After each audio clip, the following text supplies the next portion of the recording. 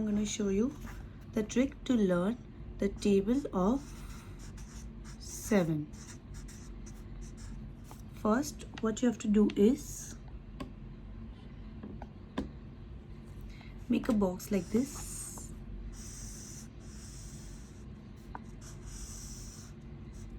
And make a column. 1 line here, 1 line here, and one box over here like this.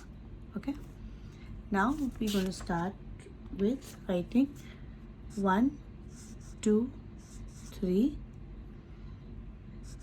4 5 6 7 8 9, and over here will be 0. Over here we'll start with 0 1 2, then again 2 3 4, again 4 5 6, and over here 7.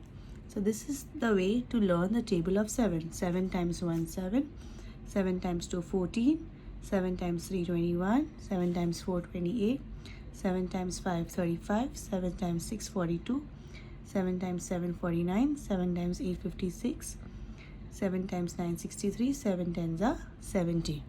So this way you can quickly learn how to do the table of 7. Stay tuned for more such videos. We are going to soon be uploading more multiplication tricks